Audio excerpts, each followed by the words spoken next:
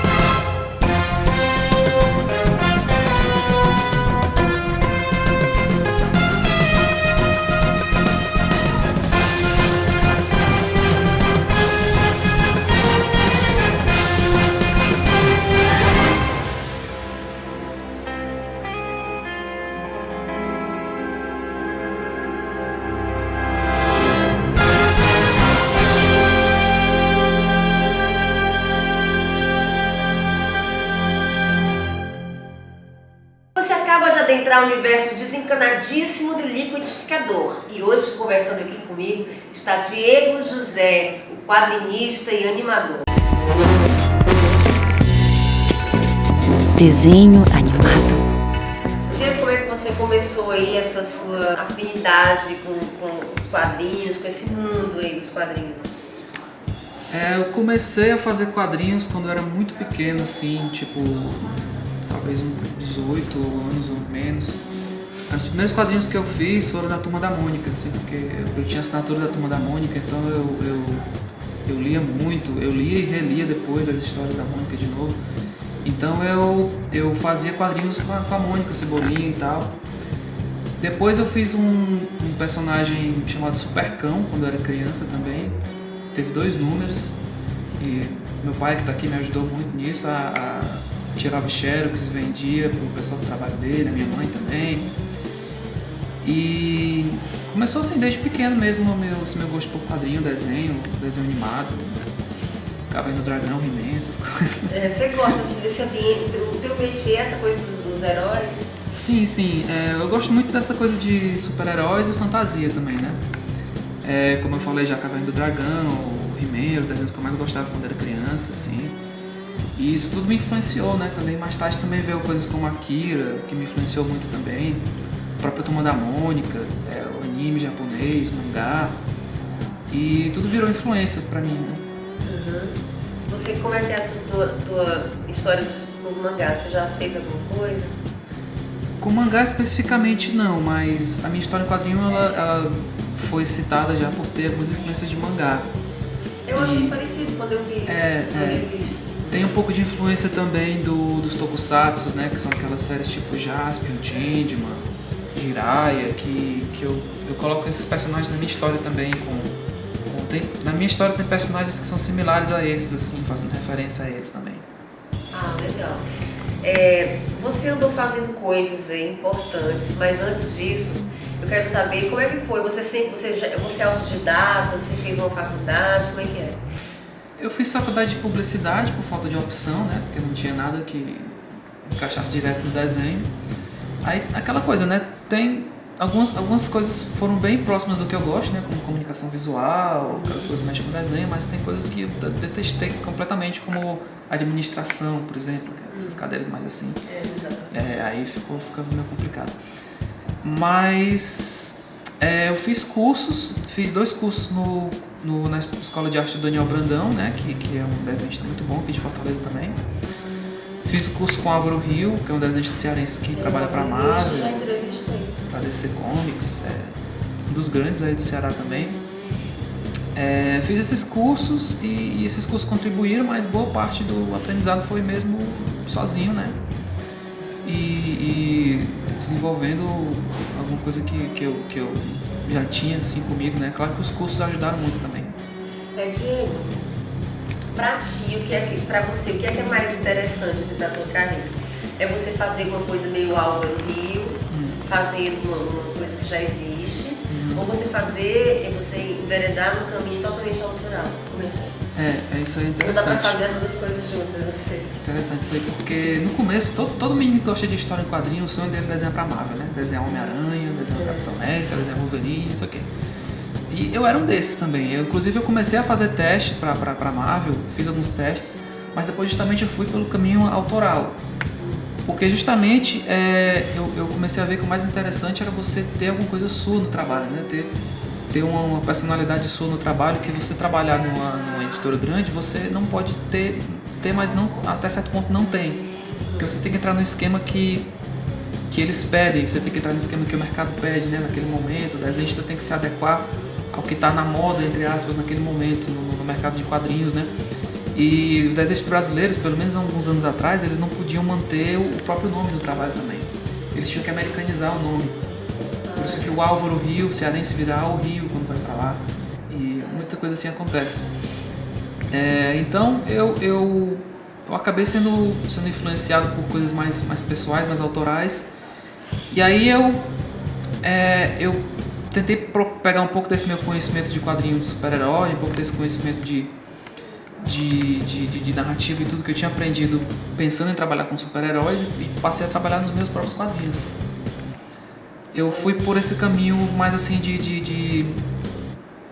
fui influenciado pelo Robert Crumb, esse tipo de coisa também. Ah, o Robert Crumb é fabuloso. O Robert Crumb, o Harvey É bem Picard. mais legal do que He-Man. Eu gosto de pensar que a minha história em quadrinho é o meio do caminho entre o Robert Crumb e o He-Man, assim. É verdade. Porque eu fui por esse caminho de me desenhar na história também, como o Robert Crumb faz muito história se desenhando. Então eu fiz um personagem baseado em mim mesmo e desenhei ele parecido comigo na história. Eu gosto muito do Woody Allen também, então tem um pouco dessa influência de você, o personagem principal ser você mesmo na história. Se ela querendo. Então, mas assim, eu não queria que fosse aquela coisa tipo 100% Robert Crumb também, eu não queria que fosse aquela coisa 100% como o Harvey Picard também, né? Vocês não conhecem? Sei. Harvey Picard talvez o segundo autor alternativo mais famoso depois do Crumb, que ele fazia quadrinhos da própria vida dele.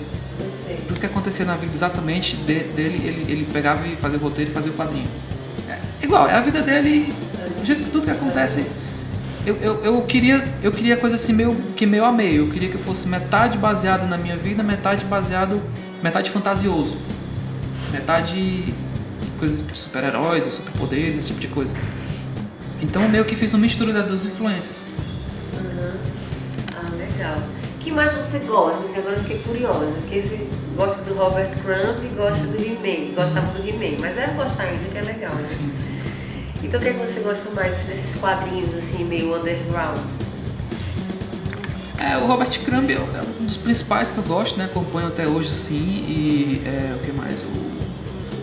Eu não sei se o Estranhos no Paraíso é considerado underground também, porque já está muito famoso e Como é tudo. que é a tua entrada no underground? Você é meio assim, out underground, apesar de gostar do Robert Crumb, você já se envolveu com algum grupo de essa coisa do fanzine, você já andou por ali?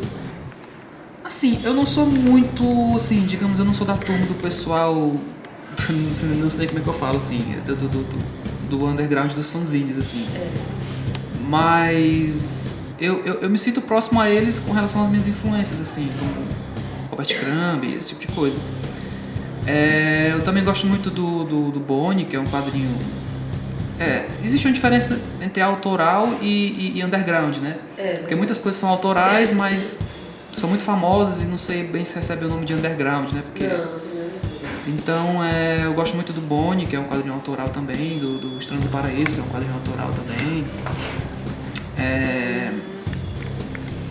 O Harvey Picard também, inclusive, apesar de eu não ter lido muita coisa dele, porque não foi lançado aqui, mas eu gosto muito dele também. Bom, tem outros aí que eu vou lembrar depois. Ah, legal. E essa tua veia de animador, me conta como é que ela começou a entrar na sua vida e o que é que você já fez em termos de animação? Isso começou basicamente porque eu queria trabalhar com desenho, né? Na época eu estava trabalhando na Telemar, que é um emprego que eu não recomendo para ninguém. Ninguém vai trabalhar na Telemar. Quer dizer que você já foi funcionário? Fui. Atualmente você vive dos quadrinhos, vive dos desenhos? Como é que é? Não. Atualmente eu tento colocar a minha história em quadrinho para divulgar, para distribuir, para vender. mas eu não vivo disso ainda. Tá, legal. Então, na Mas época... tá investindo, né? Mas me conta na Telemar que eu tô curiosíssima. Bom, eu trabalhei um mês na Telemar vendendo linhas telefônicas para pessoas que já tinham linhas telefônicas. Não foi uma experiência muito legal. E aí depois de um mês eu fui despedido. E aí depois eu falei com um amigo meu chamado Paulo Ítalo, que trabalhava numa empresa chamada Lunarte aqui em Fortaleza. E aí eu fui trabalhar na Lunarte, que é essa produtora de animação aqui de Fortaleza, onde a gente fez muita coisa de séries, propagandas, quadrinhos também. Entre os mais conhecidos dessa época tá a propaganda da Piguana, que é aquele cara de vermelho, que não sei se alguém deve lembrar aí, que foi uma propaganda muito famosa aqui também. A gente fez comerciais da Planeta Brinquedo, fez coisas que foi pra Unicef, tem muita coisa que a gente fez nessa época. E nessa época foi que eu realmente aprendi animação. E basicamente eu queria trabalhar com desenho, né? É isso que eu queria. Eu não queria ficar trabalhando naquela coisa de... Tem muito mercado para animador, né? Na publicidade. Publicidade já tem uma coisa bastante. Legal para você ter uma fonte. Isso. Já é uma coisa que era mais próximo do que eu queria. E outra coisa legal é que eu não tinha que lidar com clientes também, né? Eu não tinha que falar com as pessoas. Eu não tinha que aturar aquela coisa de... Né? Eu fiquei curiosíssima com esse negócio dele, com essa experiência de um mês na Telemar. Você não conseguiu vender nada? Olha, era uma coisa tão assim, porque teve um tempo que eu simplesmente parei de me importar, assim. Eu falava qualquer besteira. Tanto faz, né? Quer comprar ou não quer? Eu vendia coisa pra gente que não sabia nem que tava comprando, assim, sabe? Tipo, você só ouve reclamação da Telemar 24 horas por dia. Você liga pra pessoa e depois começa a falar mal da Telemar. E aí eu parei de me importar, assim, sabe? Tipo... Já que você fala mal mesmo, tem jeito não. Você não se preocupava em convencer, né?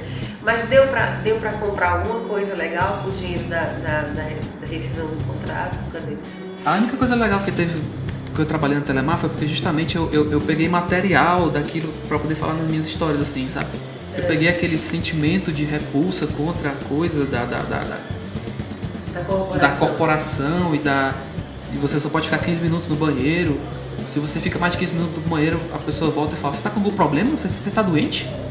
Porque você ficou mais de 15 minutos no banheiro, porque a regra deles, você só pode ficar 15 minutos no banheiro. Não sabia então, que existia isso não.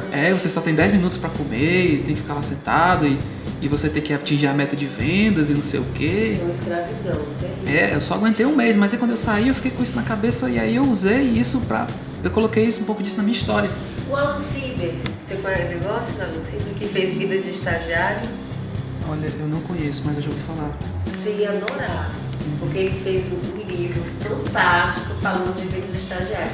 Você poderia fazer um personagem assim, falando sobre essa coisa das corporações, né? Pois na minha história em quadrinho, eu falo um pouco dessa coisa das corporações, só que assim, eu adaptei, eu faço adaptações de coisas que acontecem e eu coloco na história. O meu personagem, no segundo número, no 2 e 3, justamente fala do trabalho dele. Justamente fala da inadequação dele nesse trabalho, da insatisfação dele com o trabalho e fala Só que o trabalho dele na história é ser super-herói. Ele trabalha numa empresa de super-heróis. Empresa que pega uma pessoa lá que tem superpoder, bota um uniforme, inventa um nome, inventa uma marca e bota o cara pra ir combater criminoso no meio da rua e no meio tempo disso vende produtos relacionados ao cara. Essa é a empresa que ele trabalha, é assim. E aí ele é puto com esse trabalho porque ele não quer trabalhar de super-herói porque é chato, é trabalhoso, ele tem que lutar, brigar, levar porrada e tudo mais.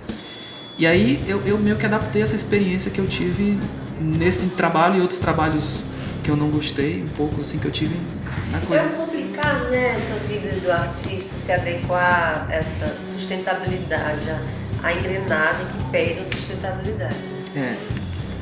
É complicado assim, porque o ponto foco dessa questão toda é a questão da liberdade, né? Liberdade é uma coisa que custa muito caro, né? Custa muito caro você ter liberdade. E no caso do artista, o dinheiro dá liberdade para você e você não tem dinheiro, então você tem que abrir mão de algumas coisas, né? Você tem que abrir mão muitas vezes de trabalhar num emprego fixo para ganhar dinheiro, para poder ter a liberdade, para poder fazer o que você quer, e aí você tem que tentar colocar isso para frente de algum jeito. É verdade, mas o ideal, como é legal quem consegue conciliar as duas coisas, né? Tipo assim, quando faz um quadrinho completamente livre né? Escreve o que quer, desenha o que quer, fala sobre o que quer. Isso. E ele é um nome e tá isso e se sustenta, lógico, com o personagem que ele criou dele mesmo. É verdade.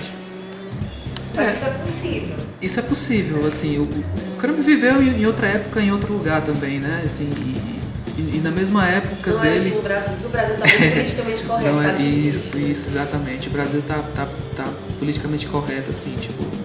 Muito católico. Dos anos 80 pra cá a coisa mudou, assim, né? Nos anos 80 era mais solta, assim, a coisa, né? Agora eu acho que as coisas estão mais politicamente corretas mesmo. Tá difícil tá difícil, olha, pra quadrinista, cineasta, cantora, apresentadora de TV. A gente pra todo mundo. Pois é. Fazer o que quer. Mas assim, o sonho de todo mundo que faz isso é ser um Crumb um dia, né? É verdade. É fazer o que quer. Ninguém começa querendo, vou ser um humilde fanzineiro. Não é assim também, né? Exato. Se bem com todo, aceitem minhas desculpas os fanzineiros.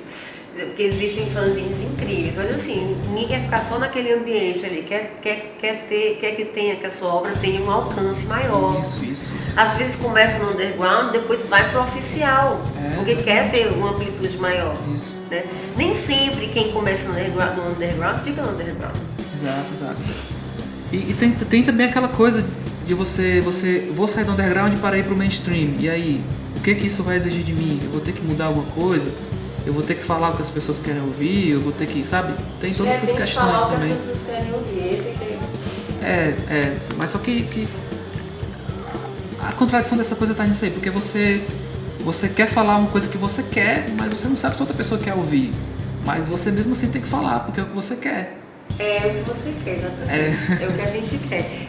E paga-se um preço por se falar, por se dizer, por se fazer o que quer, né? Isso. Mas assim, eu acredito muito nisso. Eu não acredito que se você tem algo a dizer, você quer dizer isso aí, eu acho que você não deve ceder a influências, a pressões, nada disso, e você deve tentar ir até onde der, assim. Você deve tentar ir em frente no que você quer.